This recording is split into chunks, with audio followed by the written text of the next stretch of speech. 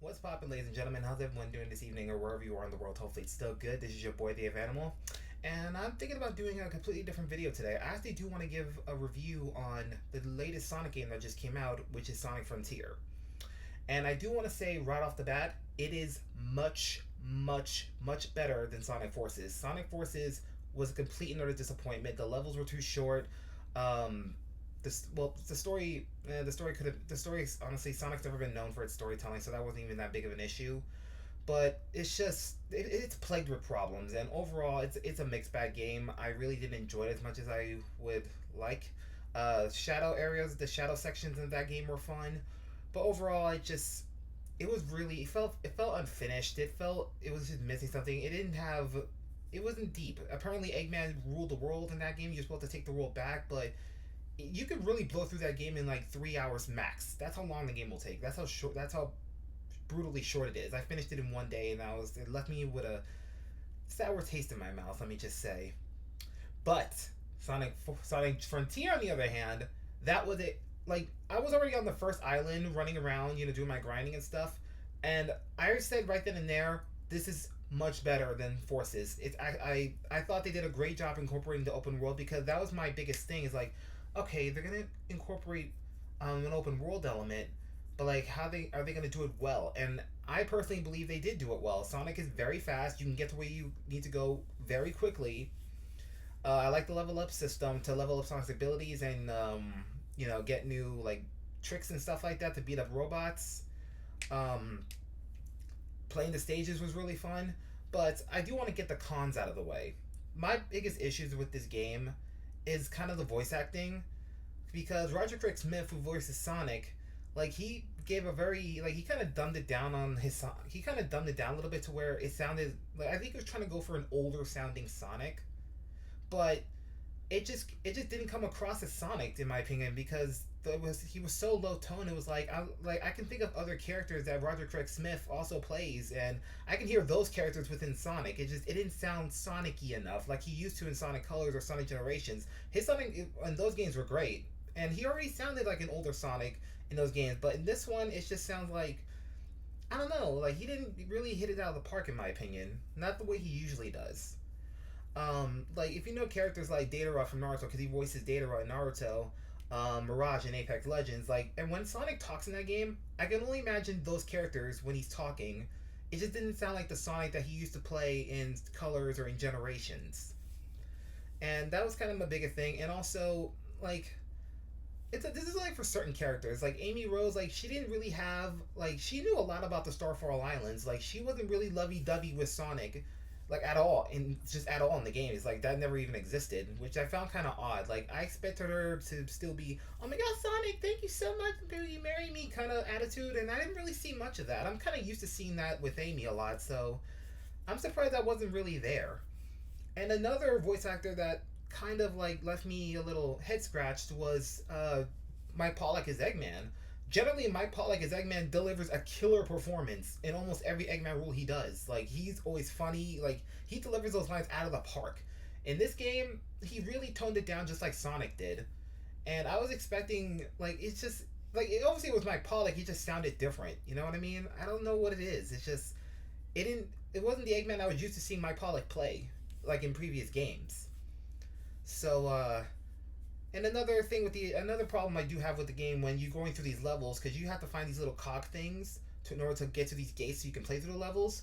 My only real issue is aesthetically, because they've only used four different game aesthetics, level aesthetics. Basically, like there's Chemical Plant from the original Sonic the Hedgehog 2 and in Sonic Generations, Sky Sanctuary, Green Hill, obviously, and the fourth one being um, like it's a completely new stage like aesthetic design, and they spoiler alert, they only use, and those are the only four um game elements, that not game elements but stage design that they use throughout the whole game. The stage layout is obviously different. Like it's gonna be some sections gonna be a 3D Green Hill level, some sections gonna be a 2D Green Hill level, and so on and so forth for the other themes like Sky Sanctuary, Chemical Plant, and that other zone. And I was a little bit like, that's it? Just these four? Can we get like Ocean Palace or Egg Fleet or just any other Sonic stages from the past, like aesthetically. Yeah, I hope I'm making sense here. But what I do like about some of the level designs, the level stages, is that if you pay attention, they actually took some of the Sonic levels from like the stage setups and stuff like that from Sonic the Hedgehog 2. Because I was in this one mission where it was a green hill aesthetic, and I'm running down you're falling down this like mountain, and you're jumping on these rails. I'm like, hey, this looks familiar. And as I kept playing the level over and over, I was like, oh shit, this is Skyrail from Sonic Adventure 2. I was like, oh shit, that's really awesome to have that same level design again. I thought that was very clever. And they also did one for Green Forest, because it starts off you shooting through a bush or whatever, going down a hill, and then riding like a jump pad over to another island. And that whole aesthetic was still there. And I thought that was like, wow, they really. It felt like I was playing Sonic Adventure 2 again. If you don't guys know, Sonic Adventure 2 is like one of my favorite Sonic games ever. That game perfect, even to this day, 2022. It's still a fun game. So I was really excited to see that. But those are pretty much all the problems I really have with the game.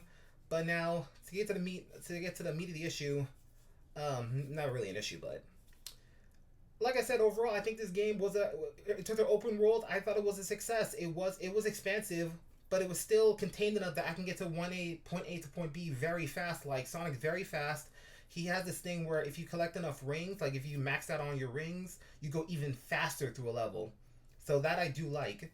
And my experience with the game, it was positive. However, some of the platforming has been extremely difficult to do. And the only reason why that is because I was playing with a broken drifting controller. Like my controller was just drifting a lot, drifting to the left a lot. Anytime I try to make a jump, Sonic wants to jump to the side, and I died like 1,000 times during certain missions. And I was kind of pulling my hair out. I was like, God damn it! Stop drifting! And that made playing the game a little bit tricky, because I'm trying to get this cog thing that we need to get the Chaos Emeralds with, and sometimes I just can't do it. I can't even get through the level, because in order to get S ranks in this level, you have to beat the times. You have to beat this another. Most of it is beat the level within 55 seconds. And that's hard because the drifting of the controller is so bad. I'm trying to keep Sonic on the right path, but he either flies left or flies right, because I'm trying to, and there's times I just have to restart the level. And the more you complete these stages, because there's always these little objectives in the stages. One is collect all 5 red rings, beat the stage in under this certain time, collect this many rings, and all this other stuff. And I'm a bit of a completionist, so I wanted to do all of this, but most of them I just couldn't do because I just couldn't play the stages efficiently enough because my controller just kept drifting. And that made it really, really difficult. And that's so. But I may actually play the game again because I'm getting a new controller, and if I play the game again, I'm probably going to have a much better experience because I'll have a controller that won't drift. But the stage designs were fun. Like they weren't like bullshit hard. It's very fast paced. Another problem I kind of did have with it is they were a little short. I mean, they were 55 seconds long. I mean, they're short, but I like them to be a little longer because that was my complaint with Sonic Forces, because the levels went on very, very short. You could really beat them in under a minute. Like I like them to last a little longer, not like 10 minutes, but like 2 to 3 minutes tops. Like that's not super long, and as long as it's fun, then it shouldn't matter. So that's another issue I had. But the bosses were really cool. Like some of these mini bosses you have to fight. Like you have to like run up their leg and then bounce attack the shit out of them while they're shooting lasers at you.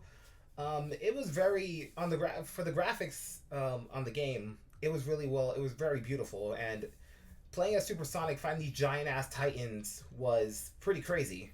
It was like there's some of these bosses where you have to parry them, and parry.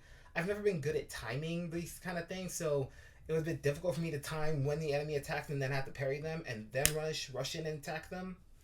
It was kind of challenging. I'm not gonna lie. Especially when you're on the second of the Starfall Islands, the second island you're fighting.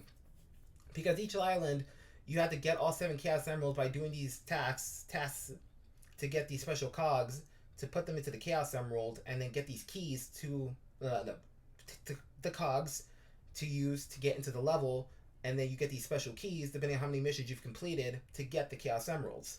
And sometimes certain emeralds you can't get until you reach a certain point in the story. So there were times where like, okay, what do I do now? Where do I go? And I just have to keep beating levels, and there's points I have to I have to keep talking to either Amy, Tails, or Knuckles while I go through a different area on the map because that's where they're gonna be. So I didn't know what I was doing at first, but as soon as I got the hang of it, okay, I just gotta keep talking to Amy at this location, and then do a quick mini game, and then okay, great, I'm progressing in the story.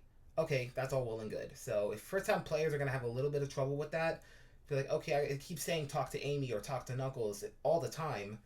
So if you want to progress to the story, you just have to keep finding them and like just keep talking to them. But the whole point of the game really is to really run around the entire island, do these little tasks, like get the cogs, you put them in the thing to get the Chaos Emerald, not the cog, good lord, these special ruin things to get to the stages, to get the keys, to get the Chaos Emeralds. And this is the case for all 4 islands. And also, I do want to say the vocal tracks of the games during the levels were really good. Sonic generally never disappoints with their music, and they definitely didn't disappoint here. I thought the music tracks were really well done, really fun to dance to, and also you gotta remember when you're fighting these titans, like the max you can carry is 400 rings. You can obviously increase this level over time. You can make Sonic go faster, and you can make Sonic a lot stronger, like physically hit harder when it comes to these enemies because he can do combo attacks. He can shoot like rapid barrage of air attacks at you at the opponent essentially. And there's actually a thing where you can actually like automatically do where you can like just hold the button down, not hold the button, but like keep mashing it, and he'll do those moves like automatically. It's just the power will be decreased a little bit. I haven't had much issue with that. Like it does not egregiously low, but it still does enough damage, especially the bosses. Also, I forgot to mention Big the Cat's also in the game, which is pretty funny because he's been pretty much he's faded to obscurity in these past few years. So like no one ever expected to see Big the Cat again, but he isn't. There is in the game, and you can actually use Big the Cat to help you get some of these certain items that you're missing in the game. So if you're missing cogs, if you're missing keys, you can actually just fish with Big the Cat and just keep fishing until you get these golden tickets, and you'll be able to buy these particular materials. And they have pretty much every material. Like they have these special hearts or a little badge or something depending on whose character you're trying to save. Either it's Amy, she'll have a heart. If it's Knuckles, he'll have a badge, and so on and so forth. So you can keep playing fishing in order to get the money, and then just trade those coins in for those tickets because you need those special hearts and things to talk to these characters because these characters are virtualized and Sonic's trying to get them back to normal.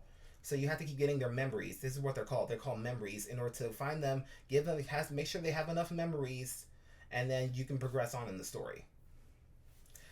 And let's just talk about the new girl, the floating digital girl within cyberspace. I don't remember her name, but apparently she's pretty much liked in the Sonic universe. I didn't think she was. I thought she was a pretty cool character. Like she started a little bit antagonistic, but as the more you go through the game, the more that she witnesses Sonic and his friends. She says in the beginning she was like, "Your efforts are futile. Chances are you're going to fail." And as the game keeps going, she starts to see, wow, he really cares about his friends, and she starts to have a little bit of change of heart. And spoiler alert: if you didn't play this game, if you don't want to see spoiler, I say click off right about now, or I'll go to this area in the timestamp. If you go to the timestamp here if you don't want to be spoiled. But apparently, Eggman created this digital girl and actually called her daughter. And I was shocked. I'm like, wait, Eggman had a kid? And I initially thought, wait, he had a kid the whole time. Maybe he just virtualized her. But no, it was just the AI he created, and he called her daughter. And then the AI girl calls him father, and even tells Sonic in the game after you finally beat the game to please look out for father. And I thought that shocked the hell out of me because I was like, wait, Eggman was a parent this entire time? But no, that really was not the case. Like that's what they just call each other, like father and daughter. It's not. I don't think he has actually a real kid, at least not to my knowledge. And I do have to say, to go back to the voice acting thing, there were moments in Sonic that were pretty funny. Like one of the best moments was when the AI girl come and she asks, "What's your end goal?" And it's like, well, that depends. It's either a spinning sign or a big old ring. I died laughing at that part because Sonic's all about because he's known to break the fourth wall every now and then. So those moments I loved a lot. I wish there were a lot more moments like that where he kind of be like joking, like, well, it's either a spinning sign or a giant ring. That's how my end goes. That made me laugh a lot. So I didn't really care so much about Roger Craig Smith. I didn't care for his voice acting in this game. I thought he hit that line out of the park. I thought that was really funny. So, oh, my overall feeling of the game, like I said, it's much better than Forces. It's a lot of fun. I thought they did a great job incorporating the open world element. Getting around the level wasn't hard. Getting the stuff you need to progress through the game wasn't very hard. I mean, sometimes you're gonna get a little stumped a little bit, but eventually you'll just you'll pick it up eventually, and then it won't be so hard when you get to the next island. And so I would highly recommend Sonic Forces. And if you guys are huge Sonic fans like myself, you and haven't played it yet, do it. It's a great game, and I'm really looking forward to more games like this. If they do them as well as this, and obviously make their improvements, Sonic can really be back on the map with the game. And I thought this was the kind of fresh air that we all needed as the community, because because I was just hoping and praying that this game was gonna be good, and it definitely exceeded my expectations. It's way better than I thought. It's a lot of fun. Like I said, I've had my off experience with it because I was literally playing with a broken controller, but I may get the game again and then replay it just to see if there's a big difference with the drifting controller or not. But yeah, that's my take on the game. If I had to grade it, I would say it's not a perfect game. I would definitely give it at max a B plus. That's still a really good score. That damn near an A. So that just goes to show that this is definitely a great game they put out. Like it was a great game. That's all I can really say about it. The game was fun. Do I recommend it? Fuck yes. Play it. You will not regret it. It's a lot of fun. The music was great. The bosses were awesome. Like it really left me like I really want more. Like I want more like this. You know what I mean? Like I just hope we don't have to wait super long for new Sonic games to come out, because this was like 3 years in the making after Sonic Forces. Well, I don't remember when Sonic Forces was out, but this was many years ago. Sonic Forces, and I didn't like that game at all, honestly. I really didn't like it. I woke up at 6 in the morning to play that game, and I got done with it in the same day. And then I was bleh. But Sonic Frontier, it took me several days to finish, and I enjoyed every second of it. I can't gush about this game enough. I thought they did a great job with it. Maybe next time, if I get my computer set up and my capture card all willy nilly and all set up and everything, I may stream it on my channel, and then just to show you guys how awesome this game is, and definitely help people out with certain missions that maybe they're not understanding, so they can understand. Okay, he's doing this, so now I got to do this. And yeah, that's gonna be it for this review, guys. I really hope you guys enjoy this little review of mine. If you have any games that you'd like me to play eventually, leave it in the comment section down below. Put on post notifications so you don't miss what I do. Like, comment, share, subscribe, all that other good stuff. Follow me on all my social medias, and I'll see you guys in the next video. Much love, guys, and you stay awesome.